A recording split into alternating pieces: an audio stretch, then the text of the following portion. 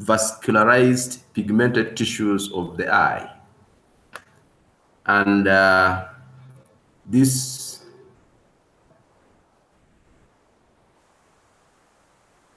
consists of the iris, the ciliary body, and the choroid.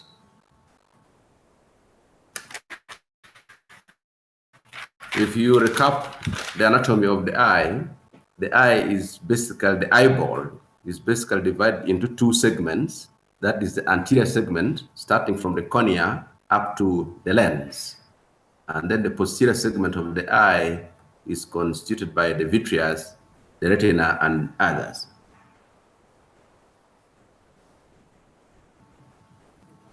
I said I'm not presenting any document here. I'm just giving a talk.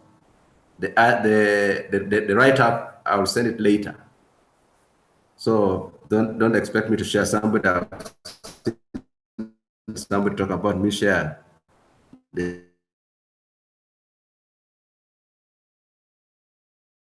slides. I don't have a slide. So you just listen to what I'm going to say, then the write-up will come out later. I will be sending it through the class leader.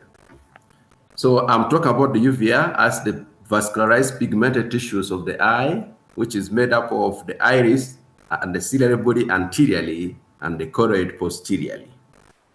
The purpose of the uvea, oh my God. But I said the topic today, I thought the class leader has a lecture schedule. The topic today is the, sorry?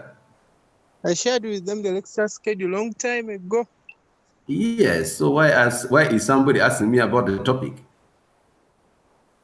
The topic today, I said there are two discussions today. One of them is the uvea, and then secondly, we shall be talking about systemic diseases and the eye. So those are the two topics we are going to discuss today.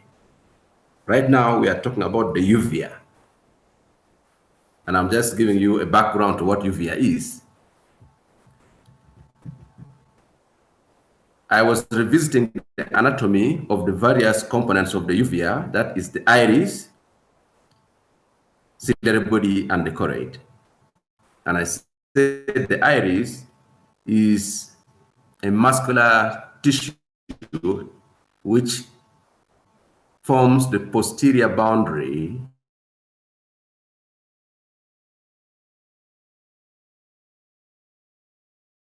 of the eye, the eyeball. You should be knowing where the anterior chamber is. The anterior chamber is that space between the cornea and the iris posteriorly. So the iris forms the posterior boundary of the anterior chamber.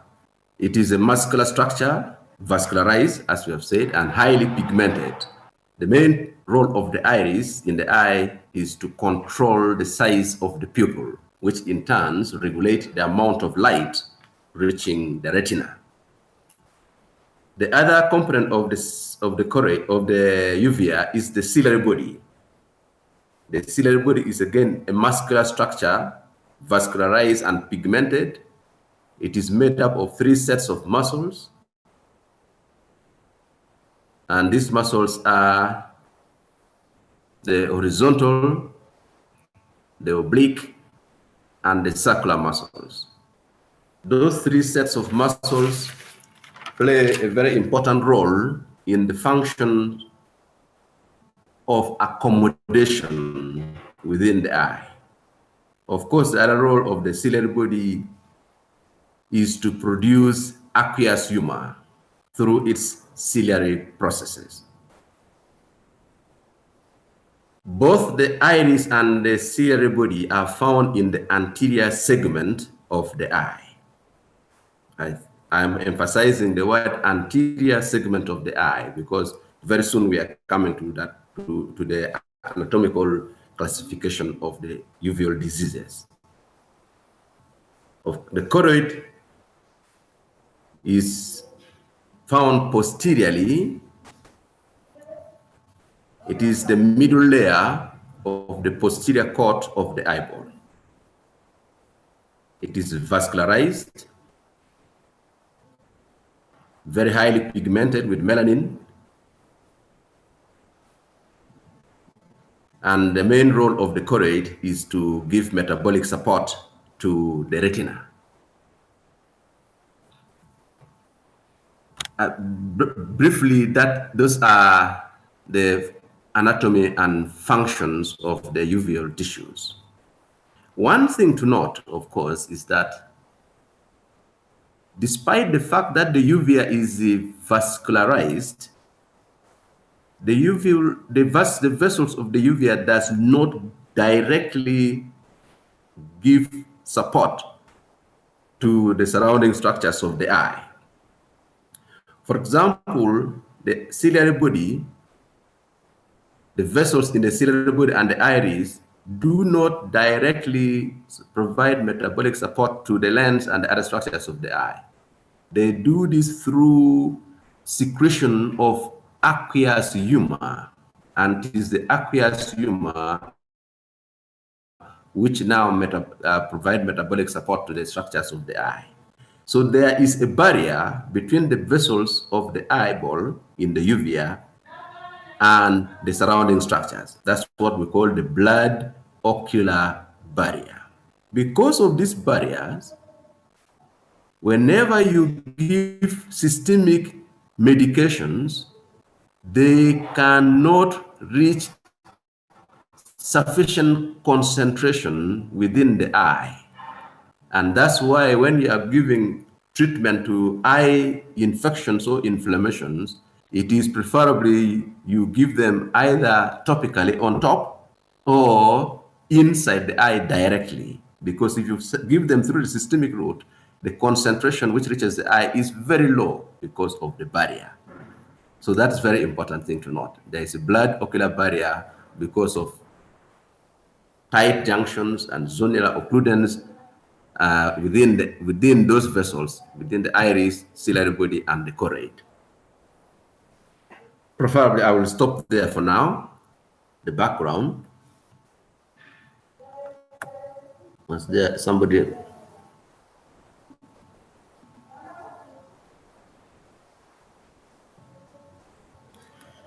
I can see somebody still giving us a message here. I said the lectures, I am not giving you any write-up. I'm sending the write-up later. So just listen to what I'm saying.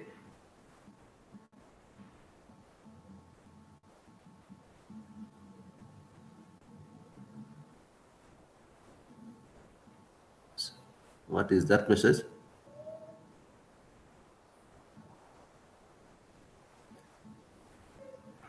The retina does not get its nutrients from the aqueous. The retina has got two sources of blood supply. Sorry, you are sending for me too many messages, and so I cannot respond to all of them. Yes, I was just trying to answer somebody where I said for the anterior chamber, the lens and the cornea gets their metabolic support from the aqueous humor, which is produced from the vessels within the ciliary body, but not directly from those vessels. That is one. For the retina also gets its metabolic support partly from the perfusion of the choroid, but not directly through the choroid, because there's a membrane, a fibrous membrane called the Brooks membrane between the choroid and the retina. So it is not direct support. There is a fluid in between the choroid and the retina, which provide the metabolic support to the retina, and partly from the central retinal artery. So maybe that's the explanation of it. So there's a blood-ocular barrier. You don't get this direct support from the blood vessels to the surrounding tissue. I'm now going to the abnormality. Excuse me, doctor. Yes, please. The question that I would like to have an answer from, it was from Josephine. She was asking that why is it that now when we are doing forensics, they get also aqueous humor? When we are doing forensic, what is it? Come again? Why is it that we get toxicology samples from aqueous humor during forensics? If then there's that blood ocular barrier. That means yes, I have. Yes, can I get back to your question? Yes, I said the aqueous humor is produced from the vessels, from the vessels within the ciliary body and the iris, but the concentration of the substances which are in the aqueous are extremely lower than the one you found in the serum or in the plasma within the blood vessels, because they have to first be, they are produced by a process of ultrafiltration and active transport. So yes, you can get toxicology samples, but the quantity you are getting is much lower than the quantity you would have got if you have taken it direct from the plasma of the blood vessels themselves. Have I answered somebody's question? Yes, doctor. Thank you. Yes. So we don't get a direct support from the blood vessel. It has to go through that process of ultrafiltration into aqueous humor, and it is now the aqueous humor which is the support. And like in other tissue where the blood vessels support directly the tissues.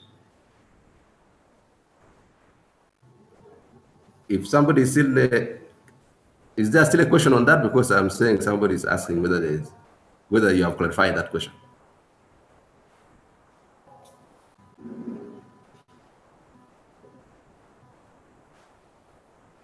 Whether it is toxin, aqueous humor, I wouldn't like to talk about aqueous humor at this stage, because we are going to get a bit diverted, because we would have talked about aqueous humor under glaucoma. The aqueous humor is produced. It has got its role to play within the eye, and after providing its support to the eye, the aqueous humor is drained. So aqueous humor does not stay permanently within the anterior chamber for too long. It has its purpose in the anterior chamber to support the lens and the cornea, and after doing that, it is drained and sent to the episcleral veins and ends up in the cavernous sinus. So that's how the aqueous humor flows. After being produced, it stays within the eye for a short time, and eventually it is drained to the cavernous sinus. So that is what happens to aqueous humor. The vitreous is an inert gel. It is not really metabolically active. So don't mix the vitreous with aqueous humor. Its role is mainly optical, to provide refraction of light. So can I proceed to the abnormalities of the uvea? Yes, doctor. Sorry? We can proceed to the abnormalities, doctor. That's a question? Yes, please. No, please. We can proceed. Let's not spend a lot of time there. You will get the abnormalities of the vitreous. They are mainly inflammatory in nature.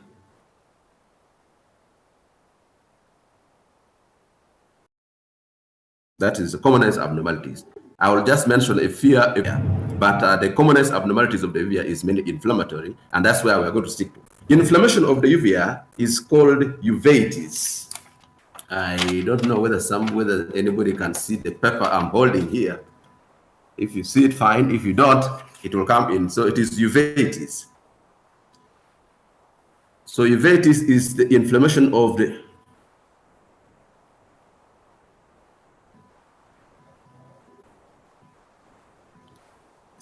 somebody is again bringing issue about forensic.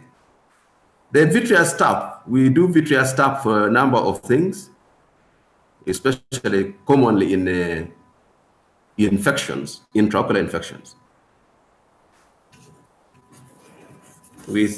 So anyway, for the forensic purposes, can I leave it down? Right. Somebody said they don't see the paper I'm holding. Is it that the size of my thing is small?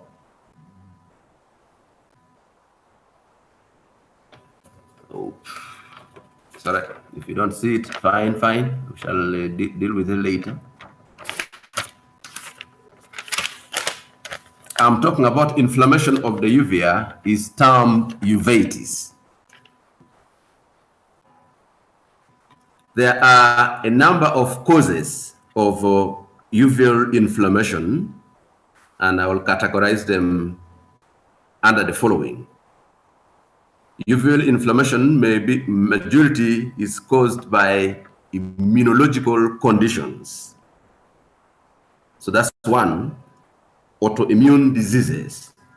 And these diseases can be GIT related, can be connective tissue immunological conditions like systemic lupus erythematosus, could be musculoskeletal diseases like ankylosing spondylitis, rheumatoid arthritis. All these can manifest inside the eye as uveal inflammation. So immunological condition is one of the causes of uveitis. Two, a number of causes of uveitis are idiopathic. You can't identify any of the cause of inflammation, but you find inflammation. And this constitutes almost 30 to 50% of the cases of uveitis, idiopathic cases, without any known cause, but there is inflammation inside the eye. Three, uveitis may be also associated with the infections, commonly viral infections. We have seen uveitis in HIV per se. We have seen uveitis in herpes zoster and herpes simplex infection, and many other measles and many other viral infections. Still with infections, we know that there are bacterial infections can cause uveitis, as we have seen in syphilis, tuberculosis. Also in protozoal infections like toxoplasmosis. So those are the main categories of causes of uveitis, either idiopathic, immunological, or infectious. Classification of uveitis. Uveitis may be classified based on its anatomical location. And therefore, we have basically two types of uveitis. I'll add the third later, but for our discussion, I'll prefer to keep it two. That uveitis can be located in the anterior segment of the eye, and so we classify that one as anterior uveitis. So if it is located in the anterior segment of the eye, we refer to that as anterior uveitis. And that is if the inflammation involves the iris and or the ciliary body. Secondly, uveitis may be anatomically classified as posterior if the inflammation involves the choroid only. I will bring another terminology later for anterior and posterior uveitis. But anatomically, we classify the uveitis as being anterior if the inflammation involves the iris and the ciliary body. Then uveitis may be posterior if it involves the choroid. That's one. Two, the second classification for uveitis, and pathologically, we classify uveitis as being granulomatous if the inflammation involves formation of granulomatous tissues. That is the pathology. We know the kind of cells involved in the formation of granulomatous inflammation. That is the epithelioid cells, plasma cells, lymphoid cells, and so on. Those constitute. Uveitis may be non-granulomatous if we find the kind of inflammatory cells mainly involving macrophages and monocytes and so on. So those are non-granulomatous inflammation. That is the pathological classification. Thirdly, uveitis may be classified clinically. The clinical features of the disease can be used to classify the disease. And we can classify uveitis as being acute if the onset is within 2 weeks, or the disease is chronic if the onset is more than 2 weeks. We can also have recurrent uveitis, recurrent disease, if the disease has been quiet for a period of more than 3 months and then it comes back. Then we say the disease has recurred. So what is recurrent uveitis? Recurrent uveitis. That is the disease which comes back after a period of quiescence of more than 3 months.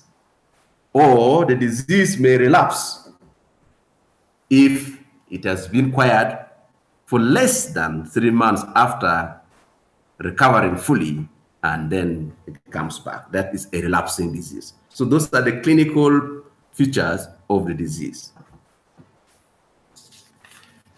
For this discussion, we will mainly concentrate on the anatomical, and partly we shall use the clinical presentation of uveitis.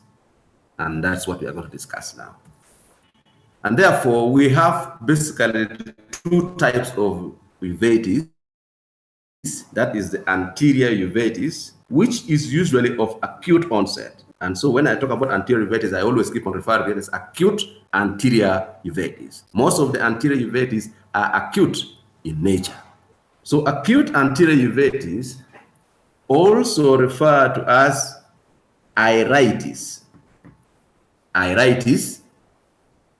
or cyclitis, because if the inflammation involves only the iris, then it is referred to as iritis. If the inflammation involves the ciliary body, then it is referred to as cyclitis. If it involves both, then it is referred to as iridocyclitis. Those are terminologies which refer to acute anterior uveitis. So anterior uveitis may be referred to as iritis, may be referred to as cyclitis, depending on whether it involves only the iris or involves only the ciliary body. If it involves both the ciliary body and the iris, then it is referred to as iridocyclitis. All those are terminologies referring to anterior uveitis. Clinically, acute anterior uveitis present with a sudden onset of severe ocular pain.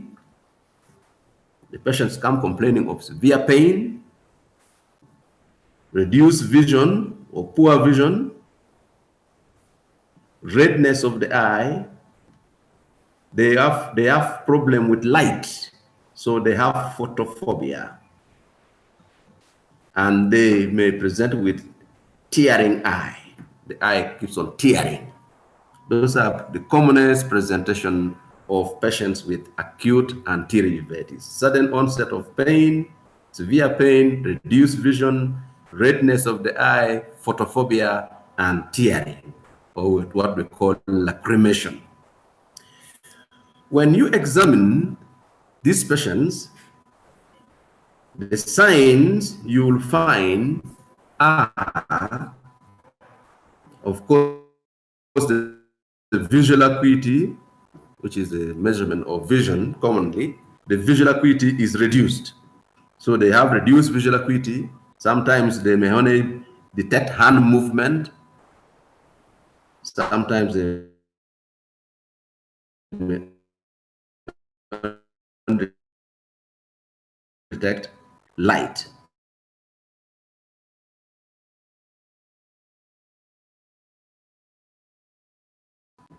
Depending on the extent of the inflammation. What we call limbal injection, dilated torsion, or limbus. Limbus is the junction between the cornea and the sclera. And those blood vessels around that junction gets dilated and engorged and tortuous. And that's what we call limbal injection. So that is one of the presentation. The redness is normally confined around the limbus. The other findings are seen on the cornea. You will see white dots on the cornea, mainly on the endothelium of the cornea. These white dots on the endothelium of the cornea are deposits of white blood cells. As I said, in acute inflammation, normally you have macrophages and other cells, and these are white blood cells. So they get deposited on the corneal endothelium. And those white dots on the corneal endothelium are called keratic precipitates. Keratic precipitates. Kerato refers to cornea. So keratic cells on the cornea. So keratic precipitates are white blood cell deposits on the corneal endothelium. The other thing you see if you're using the microscope, next time you visit the eye department, you'll see what we use, the slit lamp. You will see the presence of cells. So presence of white blood cells in the aqueous humor. So cells in aqueous humor.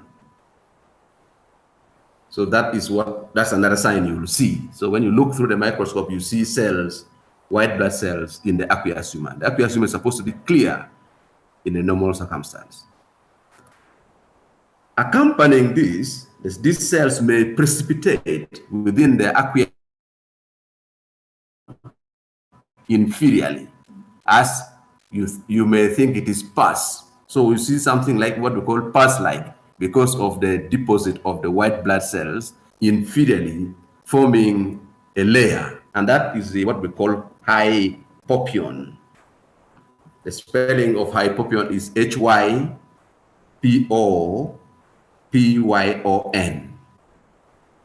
Hypopyon. Hypopyon. Hypopyon is the presence of pus or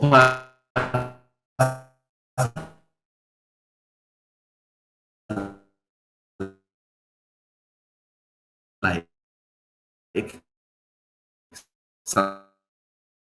substances within the produced from the blood vessels, the presence of plasma protein within the anterior chamber, making the anterior chamber, the aqueous humor, looks like cloudy. You may think there's cloud in the anterior chamber. These clouds are fibrinous exudates of proteins within the anterior chamber. And this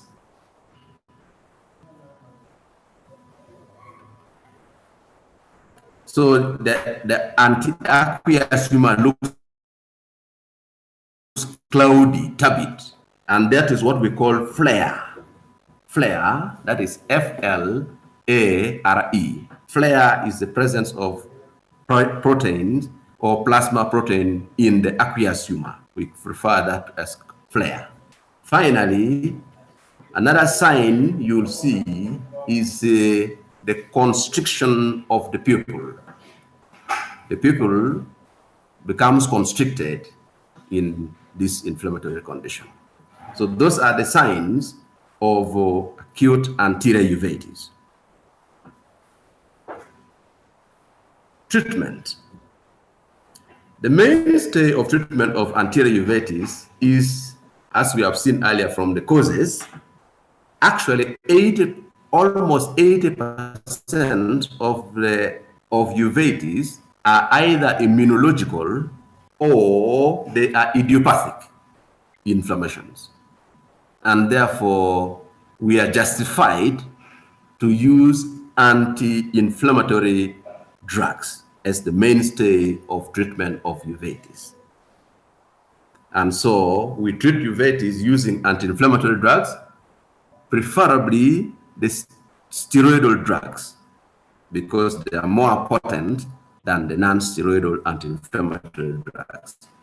You find use drugs like prednisolone eye drops, dexamethasone eye drops, and many others. So those are steroidal anti-inflammatory drugs. As you have seen here, I said eye drops. I've told you that in treatment of eye conditions, we prefer to use mainly eye drops or topical medication instead of systemic medication because there is blood ocular barrier, and therefore penetration of systemic medication, the concentration of systemic medication in the eye is very low to cause effect. And so topical drugs are preferably used because of that. So we use eye drops. In case the inflammation is very severe, you may add periocular.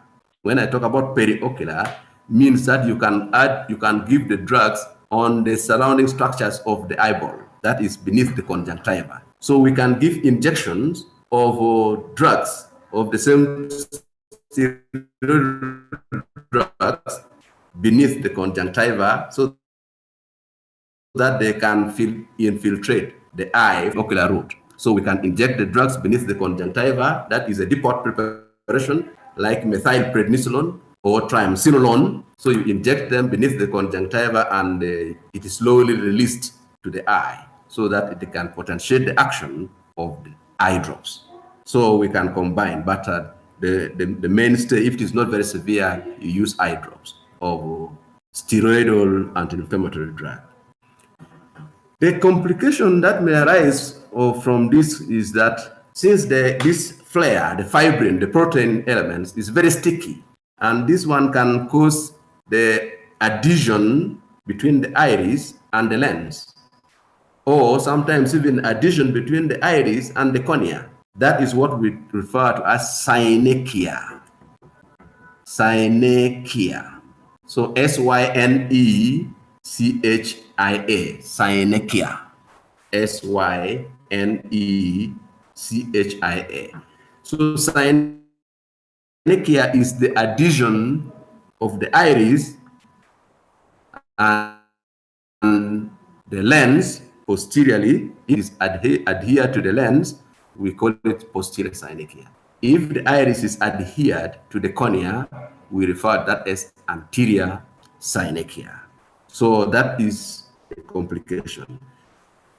And because of that, we want to prevent that adhesion. We would prefer to pull away the iris from the center of the eye so that the adhesion does not occur at the center. And so we need drugs which can dilate the pupil. And so on top of giving steroidal anti-inflammatory drugs, we also use what we call mydriatic or cycloplegic drugs which relax the ciliary body. This drug serves two purposes. The one which it relaxes the ciliary body, it also dilates the pupil. The pain this patient gets mainly is due to spasm of the ciliary muscles as they constrict. And so what we do, we relax the ciliary muscle to relieve the pain. And so the second treatment we give to this patient are cycloplegic drugs. And that is commonly we use atropine. And when you give these patients atropine, they are completely relieved of their pain. And that is the advantage of using this drug. So it relieves the patient's pain, but it also prevents complications due to adhesions. The drug for synechia, I said, is atropine. Is there anybody who doesn't know atropine? Atropine, we use atropine, and this drug helps to do two things. It relieves the patient's pain from spasm of the ciliary muscles. It also prevents complication from adhesions, what we call synechia. And so the mainstay for treatment, therefore, in summary, the mainstay of treatment for anterior uveitis are anti-inflammatory drugs, which I said you can use mainly steroidal because they are very potent. And secondly, you use cycloplegic drugs which relaxes the ciliary muscle and dilate the pupil.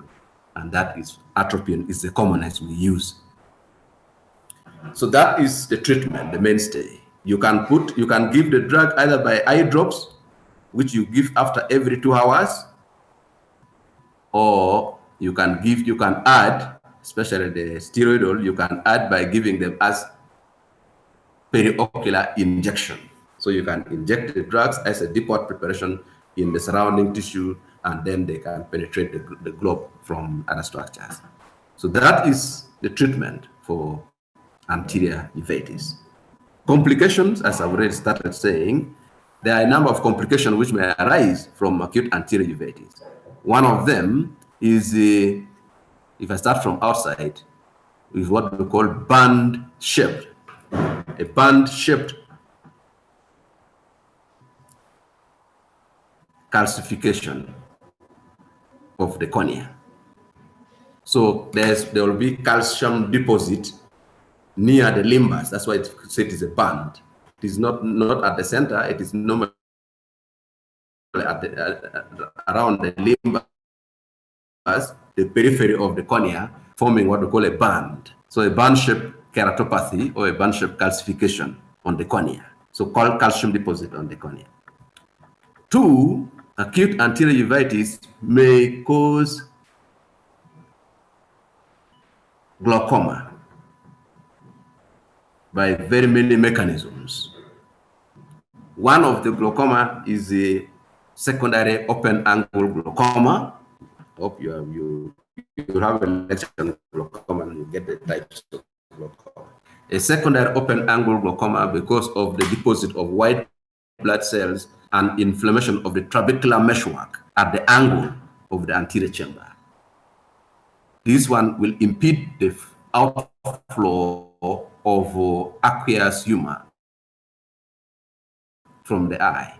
And acute anterior uveitis may cause glaucoma, secondary open angle glaucoma. It may also cause glaucoma through angle closure because of the adhesions.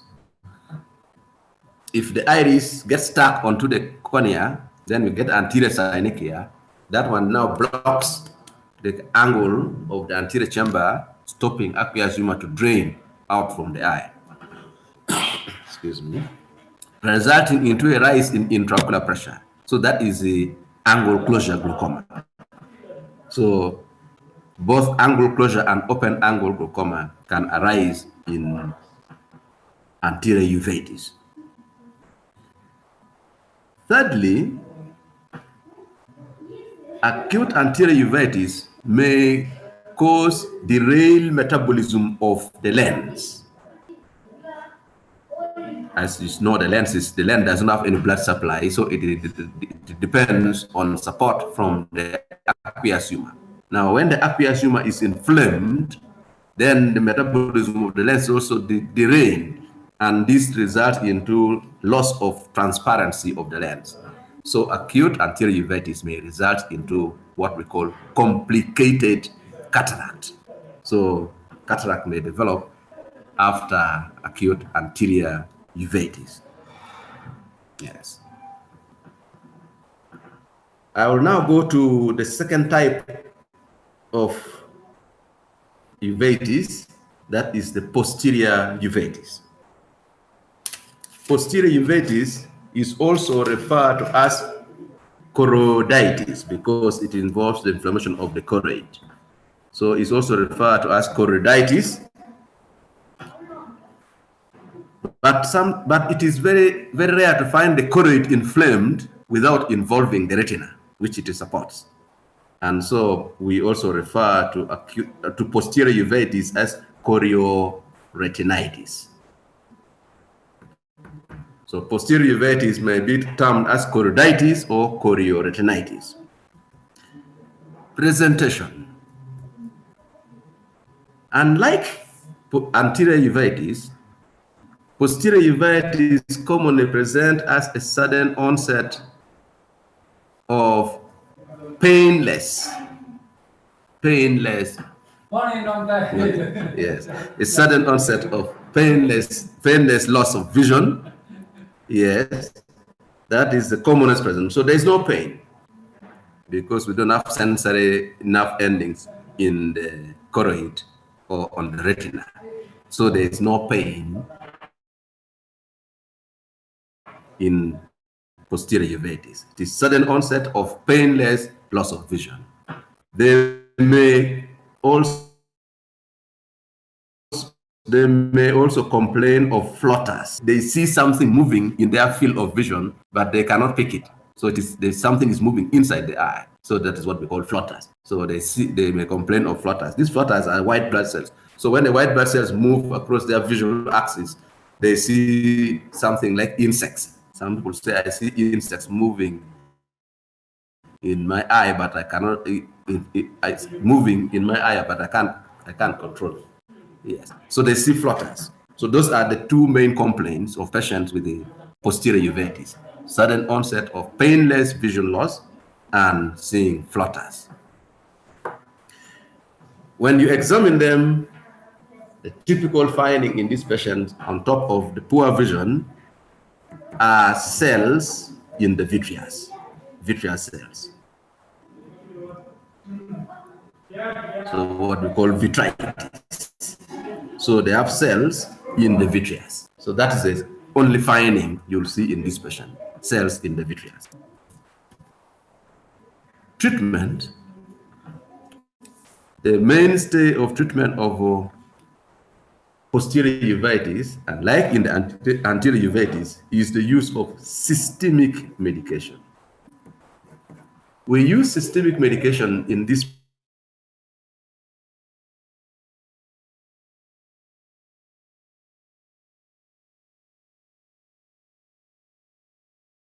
very sorry, can I continue? Yes, doctor, we are on. Please. Okay, thanks. Yeah, I was saying the mainstay of treatment for posterior uveitis is the use of systemic medication.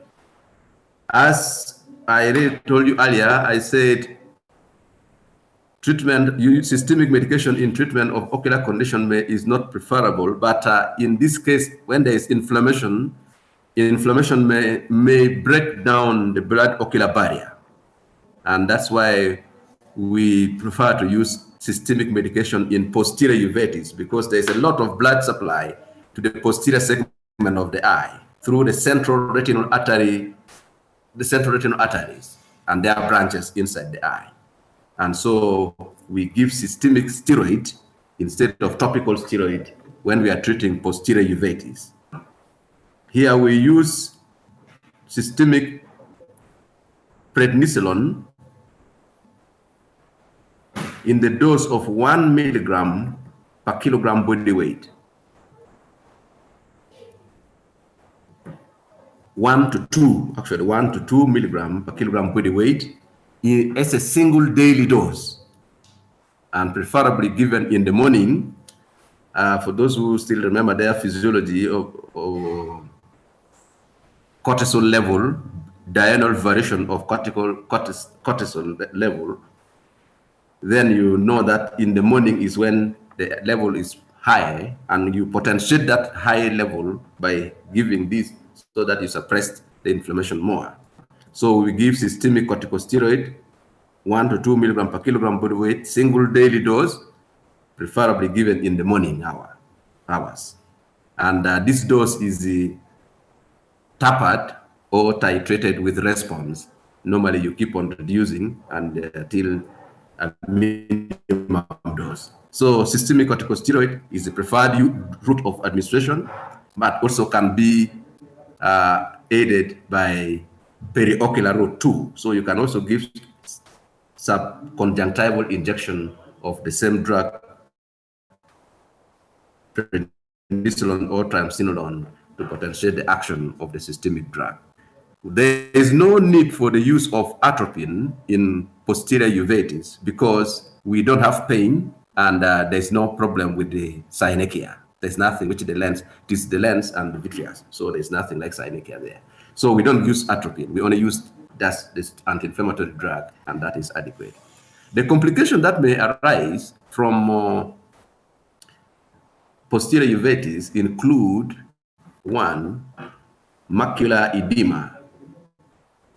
So there will be accumulation of fluid in the macular area, and this is normally why vision drops very suddenly, because of macular edema. And also in the long term, you may get retinal detachment. The retina can detach from the retinal pigment epithelium. So that's what we call traction, through traction, because of fibrosis and adhesions, tractional bands developed, and you get retinal detachment. And the other one, of course, is the optic nerve inflammation, what we call optic neuritis. Can be a complication because the inflammation also extends to the optic nerve, and so you get optic neuritis, which eventually may end up with optic nerve atrophy. So they may get also optic atrophy. So those are the commonest complications that may develop from posterior uveitis. The other, I had already talked about the general causes of uveitis at the beginning. And the causes of anterior uveitis are also the similar causes of posterior uveitis. It is just their location. But of course, their manifestation varies depending on where they are located. So the causes of anterior uveitis are also the same causes of posterior uveitis. And the other thing to note is that we may also have both anterior and posterior uveitis. When you get the inflammation both in the anterior chamber and the posterior chamber, that is what we refer to as pan-uveitis. That is when the inflammation is presenting both in the anterior and posterior chamber, then the inflammation is referred to as pan-uveitis. P-A-N, pan-uveitis. There's somebody is writing a question there. I didn't see it. Maybe you can bring it back again. So that is when the inflammation is both in the anterior and the posterior chamber. That's the whole eyeball is inflamed. Then the inflammation is referred to as pan-uveitis. So the treatment of pan-uveitis combine the treatment of both anterior and posterior uveitis. So you give both topical steroid, you give periocular steroid, you give systemic steroid, and you give atropine for treatment of pan-uveitis. So that is about uveitis. Okay, uveal inflammation. Yes, somebody was bringing what I was trying to not to bring, but I can now bring. I said the anatomical classification for our simplicity was supposed to be anterior and posterior, but there is also a third form of uveitis, anatomical classification. That's what we call intermediate. Intermediate uveitis is when the inflammation is involving the posterior portion of the ciliary body and partly the anterior portion of the choroid. So the inflammation is just in the middle, involving the posterior portion of the ciliary body, what we call the pars plana. Ciliary body is made up of two portions. The anterior part is called pars plicata, while the posterior part is called the pars plana.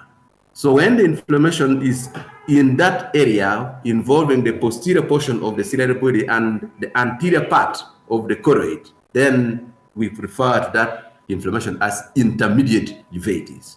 I wouldn't like to go into that, and it may confuse us more just because of that location. So let us leave it. I would prefer we stick to anterior and posterior, but we can also bring in intermediate uveitis, which is the inflammation in the middle there, involving the posterior part of the ciliary body and the anterior part of the choroid. So that's what we call the intermediate uveitis. Okay, unless there are any other issues about uveitis, I would like to move to the second disease of the uvea, which is mainly the tumors. I just mentioned them.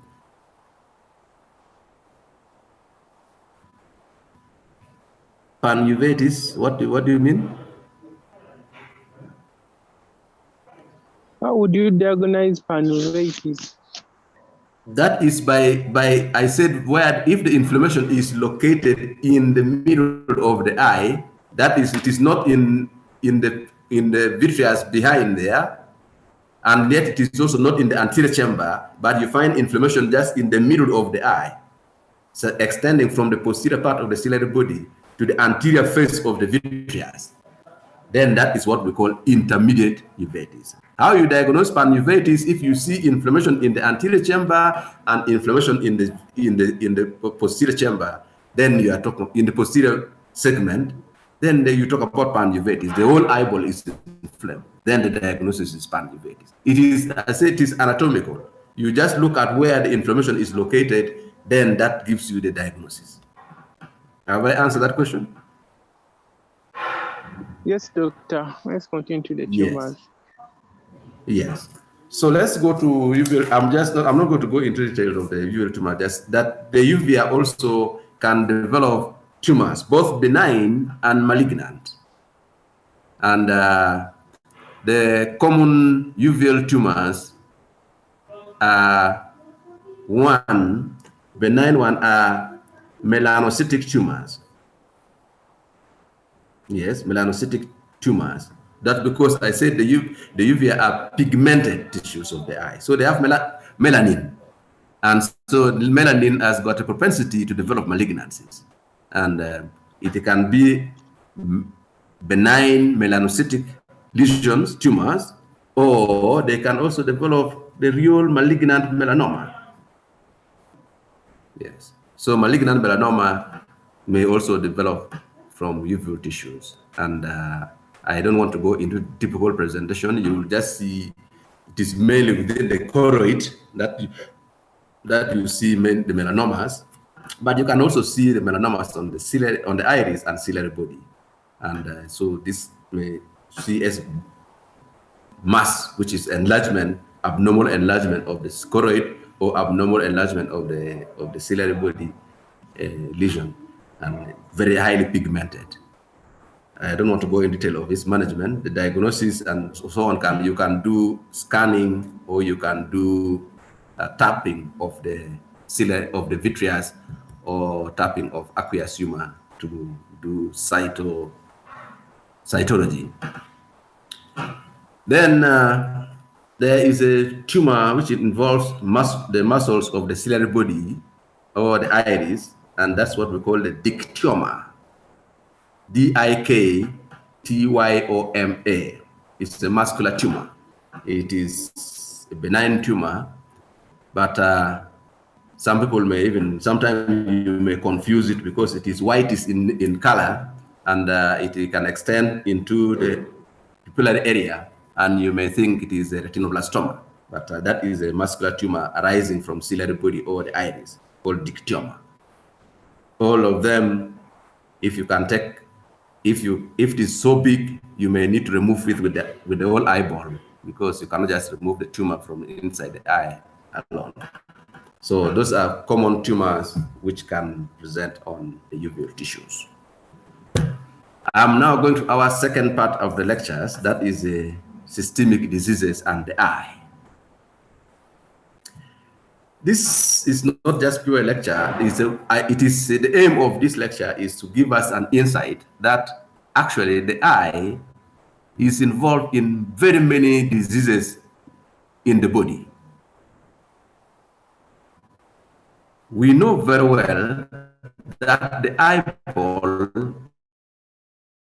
is an extension of the brain through the optic nerve.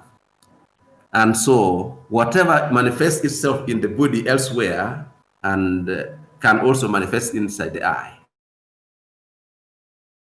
And that is the aim of this lecture, just to give us an overview of what the eye can be in other diseases elsewhere. I will just give examples of diseases. For example, vascular diseases. The eye is involved in a number of vascular diseases. For example, in hypertension, we see hypertensive lesions within the eye. So we have hypertensive retinopathy, mainly. And we can grade the hypertensive stages, grade 1, grade 2, grade 3, grade 4. For example, you see attenuation of attenuation of the vessels. You see AV nipping, you see hemorrhages and exudates, and you can see papilledema. Those are the stages, grades of hypertensive retinopathy. So hypertension, vascular diseases, which are manifest elsewhere in the body, also do manifest inside the eye. Patients who don't even know that they are hypertensive. So that is the beauty of ophthalmology, that sometimes we diagnose diseases which have not yet been seen by anybody else, if we know the ocular manifestation. Diabetes mellitus present in the eye too, and we know the stages of diabetes mellitus in the eye, the pre or the non-proliferative stage of diabetic retinopathy, which present with the exudates, the cotton wool spots, macular edema, hemorrhages, dot and blot, and flame-shaped. All those are features of diabetic retinopathy, non-proliferative. And then, of course, the proliferative stage, which is present with neovascularization. So again, systemic diseases can manifest inside the eye. And if you know their ocular manifestation, you may be the first person to diagnose. We have ever diagnosed diabetics who didn't even know that they were diabetic just because of their ocular manifestations. So those are vascular diseases. There are other vascular diseases, sickle cell disease. Also, we see them inside the eye with all those features. Yes. So that is one, vascular disorders. We have seen the eye involved in infections, systemic infections. HIV, per se, has been, we have seen a number of ocular manifestations of HIV. For example, we see HIV malignancies and so on. We have seen HIV vasculitis on the retina. We have seen conjunctivitis in HIV. Those are ocular manifestations of HIV in the eye, and many others, neuropathies, cranial nerve pulses, optic neuritis, optic nerve inflammation, non-specific. So all those are manifestations of infection. So HIV and many other viruses, Cmv Retinitis. Yes, those are infections with peculiar clinical retinal manifestation of Cmv Retinitis, what we call tomatoes on cheese, where you see areas of hemorrhages with underlying necrosis on the retina. Herpes zoster manifestation in the eye, herpes simplex manifestation in the eye, and many viruses. We have seen protozoal infections manifesting inside the eye. All those are infections with the toxoplasmosis, granulomas. We have seen bacteria, TB, granulomas on the retina, and many others, syphilis, as I mentioned earlier, in uveitis. So a number of systemic infections also do manifest in the eye. We have seen the eye involvement in autoimmune or immunological diseases. Autoimmune diseases, as we have seen, uveitis, we have just been discussing it here. So uveitis manifests inside the eye because of other immunological conditions elsewhere. And so when we see a patient with uveitis, we, apart from treating the eye, we also need to investigate other possible systemic involvement, including doing immunoassays for antibodies. You can also do X-rays for joint, as I said, in ankylosing spondylitis, rheumatoid arthritis. You are going to see those other abnormalities elsewhere. Yes. So immunological diseases, in Crohn's disease, and GIT immunological diseases, ulcerative colitis. So all those, Reiter syndrome, and many others, connective tissue disorders. So again, the eye is involved in form of uveitis, inflammation, non-specific. Yes, we have seen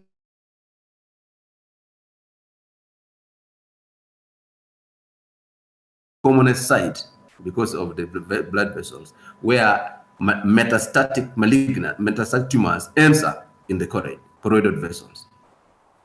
commonest we see in men is the lung cancer. In female, we see breast cancers presenting in the eye. We have seen GIT cancers, hepatocellular carcinoma, ovarian cancers, prostate cancers, all of them end up in the eye. And so the eye also can be the first manifestation. Actually, sometimes we are the first to diagnose a cancer. And when we take a biopsy histology, we find that it is actually the primary cancer is a breast cancer. And then when we investigate further, we find that the primary source is in the breast. So again, so the eye can be the metastatic site for cancers elsewhere. And so we have seen this in all those carcinomas elsewhere in the body. So that, I'm just giving you an overview that the eye can be a very good diagnostic point for very many systemic diseases.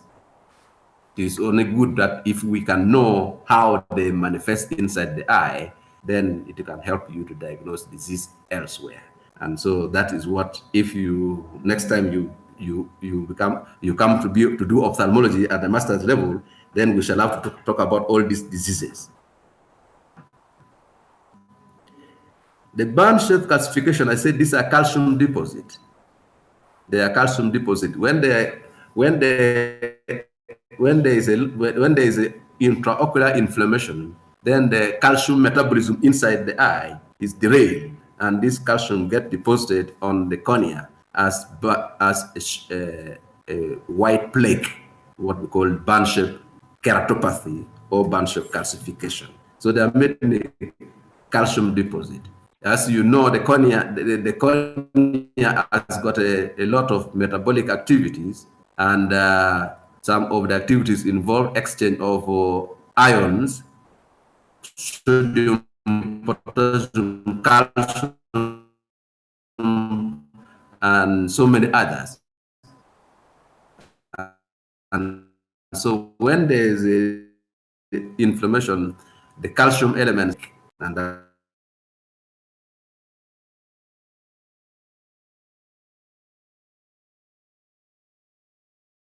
that's what we call the band-shaped keratopathy.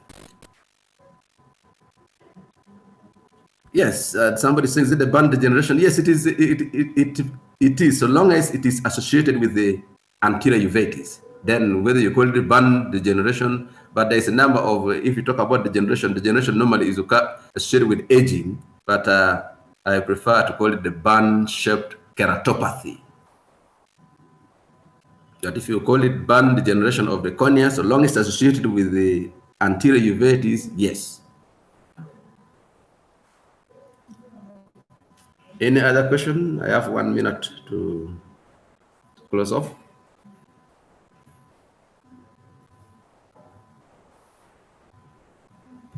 Since I don't see any more write-up, I assume that we don't have any more questions. Thank you very much for your attention, and good day. Good day to you, Doctor. Okay.